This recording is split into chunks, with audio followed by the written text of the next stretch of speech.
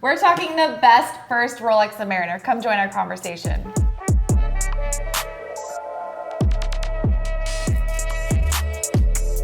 It's debate time, and you guys are back. Yes. Thank you so much for joining me. To the time where I get to tell Justin why he's wrong. I love it. Aw, and you I feel love the it too. same, don't you? Yeah. It's funny because we're actually friends, but I do like how you guys really get honed in on your decisions and why the other person's wrong. But that's what makes this series so special. Okay, today we're talking the best first Rolex Submariner. I know this is kind of a tricky thing, but I feel like a Submariner is always that kind of quintessential first watch. So I figured, why not enter the conversation and share which one makes the most sense? I love the topic because when you say best first Submariner, the implication is it's not the only Submariner you True. have. There Very, is very more true. Submariners to come. That which is I the like. point. Yes. Hopefully so. I mean, come on, it's like an amazing watch. So Yeah, and it's also one that, I mean, it's been around since 1953. We have had quite a lot of different executions, Yep. and yet it is also a pretty concise collection. It has evolved far less than other models Yes. like the Daytona in less time. So, yeah, I think first Submariner is there because with such a breadth of options, why own just one?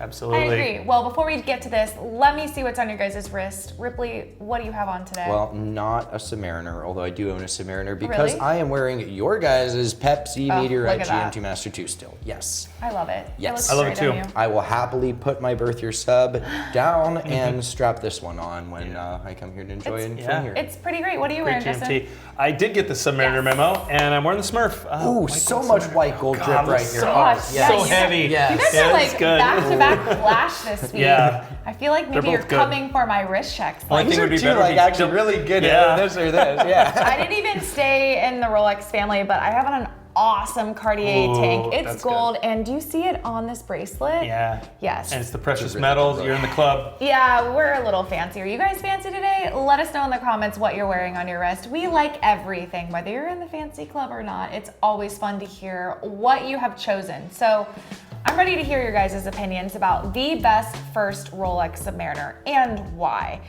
It's always fun to hear the debate side of why you've definitively chosen this watch. So without further ado, who would like to kick this off? Ripley, you want to start this time? You Yeah. started last time. So I think about the first Submariner. I think there is a lot. First, decide date or no date. This is not. a good first This step. isn't. Yeah, this isn't necessarily. I wanted to choose a model that was going to be independent of that. Some people have strong opinions. I wanted to just you choose you on that one, and then once you've decided you go into Submariner date. Let's get into it. So I think the current production Submariner 126610 in black with the date is probably the most accessible, not from a price point, but for the average person to pick it up, go, yeah, this feels nice, this is good, this will work for me. Sure. It exists at retail, so for at least this foreseeable future, it's here, the class feels good and everything, although this is not exactly the one I would choose. I would love that. Price point, it's gonna be a little bit higher. I think as Yeah. a first Submariner, we're thinking something a bit more attainable in terms of a price point Yes, perspective. And then maybe also something that will be a bit of a amuse-bouche to the Submariner family that will then get you in the mood for other Submariners and give you a taste of what actually do you want in it. So for me, it's the Submariner that has had the longest production history, the one that I actually own, and not this one, I've got a much older one, but the 16610. So Classic. came out in about 1988, produced all the way up through the holes case, no holes case. You can find tritium dials, Swiss only dials like this example right here, Super Luminova, Swiss made dials, solid end links, stamped end links. There's a ton of different variations to kind of choose from within the same family that all gets you more or less the same watch. Modern-ish 3135 movement, so this was just the outgoing generation, so it's still a easily performing COSC certified chronometer, reliable performing watch. And you can kind of lean into a little bit of vintage vibes. Do you want the tritium and some patina? Do you want it to just glow properly? It is at any given point in time one of the least expensive Submariners as well, so from a price point perspective it's there. And it kind of lets you enjoy both vintage and modern qualities. For me, anything with just a super solid bracelet and a ceramic bezel feels super modern. Anything with a matte dial is going to be vintage-ish, and then also just, be usually more expensive. So this comes in at the sweet spot. And if you could wear it every day, dive with it, do whatever with it. It's a very practical watch, gives you the Submariner tool watch, scratches that itch. But at the same time, it is technically a vintage model if you get one on the earlier side of the production. And so it gets you an aluminum bezel, the older classic case profile, this older, kind of jangly, doesn't feel great as bracelet with, but it is just like a Rolex staple. Yeah, so it's part of the charm. Yeah, at this point, once you get this watch, you can decide, well, do I like my Submariner to be something I can wear at the beach in a carefree manner? Then maybe your next one should be one of the more modern references. Or do I love it because of what it represents as being the quintessential dive watch and the history? Well, then maybe you can go in the opposite direction. And then another important thing is to remember, if you do want to go vintage, you're not going to have a date model if you go back far enough. So that's why I chose the 16610 instead of the 14060, because if you got started out with a date and then you decided you wanted to get a vintage sub, you're looking at maybe a 5512, 5513, maybe something really rare like a 6538 James Bond. All those are no dates, and then you'll have a date and a no date. And then, I wanted to keep it steel because obviously, I think a gold sub would be a pretty big flex as your first Submariner. True. Yeah. This is fun for me because I actually chose a 16610 for my husband, which was his first watch. It was a wedding gift, right? And you guys helped me kind of navigate this. This was a hard one. I mean, at that point, I was trying to figure out ceramic bezel versus not, and I felt exactly like some of the points you just made. It was a first entry point into Rolex for him, and it was really fun to kind of get to the history without it being too deep in the history, And if I right? remember correctly, he also handled the newer ceramic generation and preferred the older one, and I think it does make an interesting point. The newer one is a bigger, bolder, chunkier watch. It feels more sporty. If you threw a leather strap on a 5-digit sub, you could probably wear it with what I'm wearing right now and no one would look twice at you. Yes. Sure. And I think that was the key, is that he could wear this without fear of it matching, not matching. It just became that kind of attached to his wrist, always on his wrist. And I wanted him to wear it. That was the plan. I wanted him to think about me, of course, but also not having fear of being able to get it dirty a little bit. We ended up having a baby too, so And honestly, you'll it was one develop a patina because it's got an He aluminum loves bezel patina, insert. yes. Yeah, you tells the story. The And first so time his kid now scratched it, I love an aluminum bezel. So, I like your reasoning behind this. Do you have any thoughts?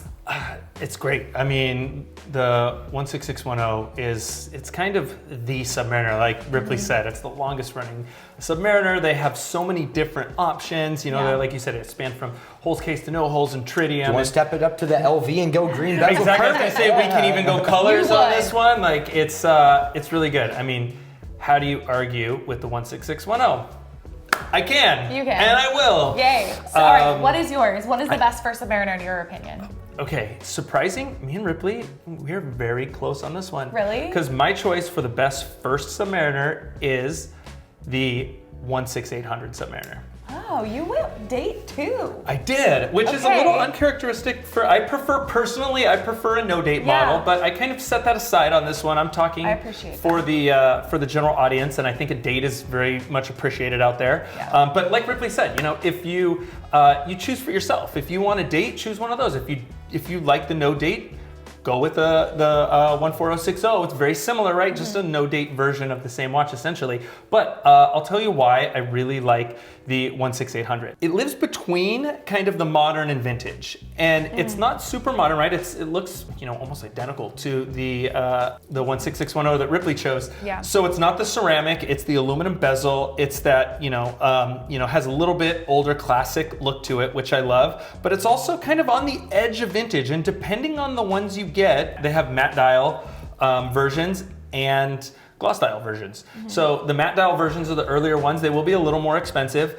but relatively, they're not crazy expensive. We're not talking about, some of the really desirable, really collectible vintage Submariners that have that matte dial and has that vintage feel when you see it right off the bat. And for me, it's a good, like I said, kind of in between, because some people are more vintage and some people are more modern. You kind of err on what your preferences are. And this one, if you're into modern, you can buy it. Again, it's attainable, and it will become a vintage sooner than a lot of other watches, and then you can pick up something else. So, you know, 116610 or 126610. I think for me, I really like the where the 16800 lives in Rolex's timeline and collection. It's after the 1680 vintage, which are significantly more expensive, still in that attainable amount. I think, you know, you're probably going to spend slightly more than the 16610 if you're really looking for, you know, the most attainable in terms of price. Ripley has that one nailed, but it's not that far off, and I think there's some options again, and then it can grow with you, which is really important for me on this choice. Was I want something that, one, it's classic, it's timeless, and you know, we talk about first Submariner. Again, I expect it's not going to be your only Submariner throughout your life. I want something that you are never gonna sell. Don't want you to sell this watch. I'm gonna have it. This was my first Submariner. My children are probably gonna wear this watch after I'm gone someday. So I think that's my choice. Again, surprisingly close to Ripley's choice for a lot of the same reasons, honestly. Oh, close, maybe. Close, I mean, a little better, close, maybe. but I don't know if it's a little better. I think it is. It's a more interesting watch. It is not a better first Submariner. Here's why. Let's start with the movement. It's a 30-35 versus the 31-35. Now the 30-35 is basically a high beat version of the previous like 1570 series. It's kind of in 1 foot in, 1 foot out. 31-35 is where they perfected that gear train before they got into the 32-35, which is in the current production model.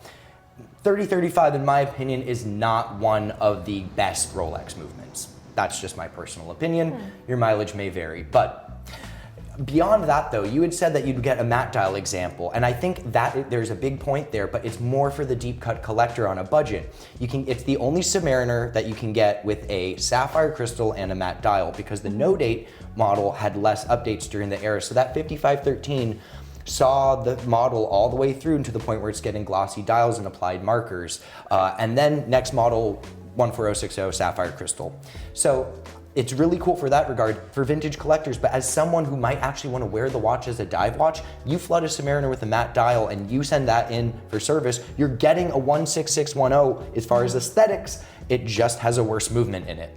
So while it has that deep cut for the vintage collector and you can get this 1 foot in, 1 foot out, it's more of the attainable price for the vintage collector, because if you're getting a later dial example that looks like a 16610 or a service dial model, you might as well just get the 16610, take the better movement, take the ability to get functional lume if you wanted it, but like, unless you specifically wanted the matte dial model, it's just stuck in that vintage territory where you're losing out on performance and not getting the benefits of, you know, a superior movement.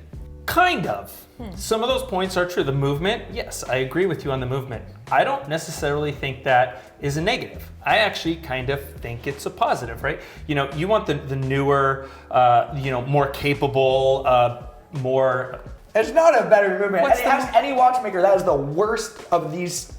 Any date displaying movement in the Submariner, that is the worst one. Okay, that's fine. Are you saying it's not capable? No. Spoiler alert, I know you're not saying it's not capable because we all know it is. So it is capable. And I like that fact because again, I'm buying this for today as much as I am for 10, 15, however many years down the road. Because again, I'm not selling the watch.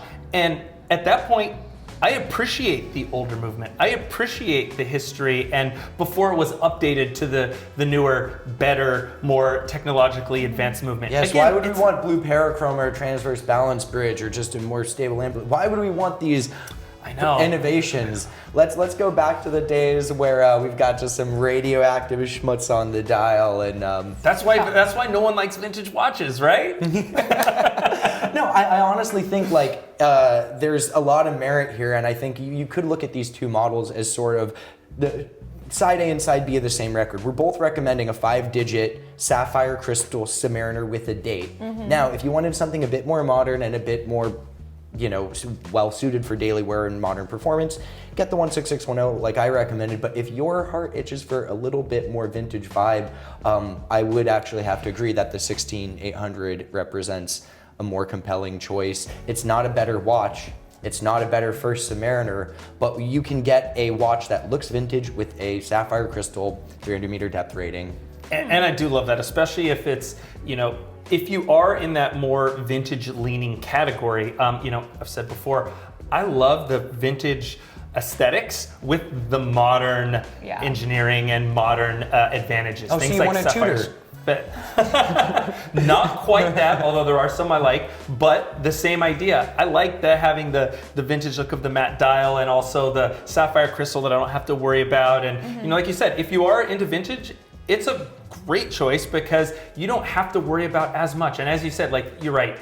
Don't flood your matte dial 16800 and then, you know, have it replaced. But that's not saying you can't swim with it. That's not saying it's, you know, it's got to be a safe queen. Like, you can still wear the watch. It's great. I'm not wearing it on my, you know, my like mid-ocean deep dives and any of that crazy stuff. Although, let's be honest, I'm probably not wearing any of those. That's just my thing. I'm wearing my dive computer. I'm wearing my dive watch, whatever. But it is capable. And I think that, you know, for those reasons, it's the best for Submariner. I like it, guys. Like, you said it. Two sides of the same coin.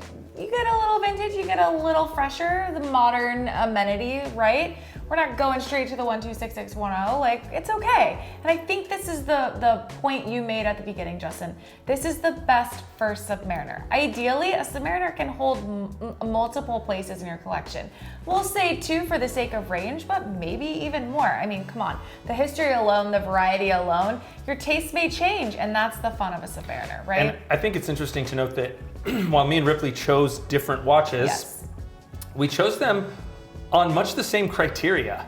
Important. Price, attainability, I love that you guys went classic, price first, because I think when you're saying first, I feel like budget does need to play into this, right? Like, you want to come back to the pool and continue your collection. So, well, if you've never tried vanilla ice cream, how are you going to appreciate some wild Ben & Jerry's flavor? So I feel like you kind of have to start with, you know, this isn't the Surdy dial solid gold. You know, this isn't one of these more modern executions which kind of exists as a stand, like the, you know, like what you're wearing today. Insane. Like, if that's your first Submariner, like, you didn't really want a Submariner, you wanted something, you wanted a big blue and white gold dive watch. Yeah, this isn't really a Submariner from the quintessential thing, but like, I think all of these are, and I think it is interesting that neither of us chose the ceramic one. I am surprised. Case to be made. I like aluminum. The more time goes on, I actually have more of an appreciation for aluminum. Yes. They've been coming out with more aluminum watches now. For Omega and Tudor have been utilizing it, and you know, before ceramic, it was the new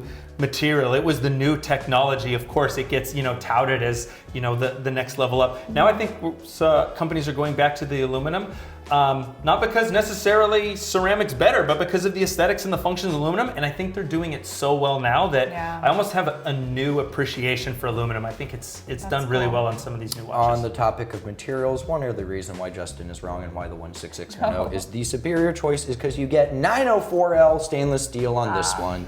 I believe that was introduced on the 168000, which came after Justin's pick, before mine. It basically looks just like this one, but you get the updated materials. It was produced for like a year or so, but you know. It's true. Yeah, if you're like Ripley and worried that your old Rolex steel is going to fall apart off your wrist, then I have very corrosive sweat, Justin. I have a very corrosive sweat. So the best part about watch debate is the fact that although the debate started here, it doesn't end here. This is where it's time for you guys to weigh in and maybe share, are you team Justin or are you team Ripley or are you team yourself, and have your own suggestion for the best first Rolex Submariner. Please chime in, let us know in the comments section. I hope you guys also continue the conversation between each other and really like take this a couple steps further. It's always fun to kind of check back in. I send the guys everything once I get a chance to read where you guys are coming in from this debate topic. So all in all, I do really appreciate your guys' points. Lots of feedback between each other, so I'm sure there will be a lot of feedback from you guys. So thank you guys for joining me in our special location for another watch debate. We will be back with even more fun topics soon. So until then, everyone, be well.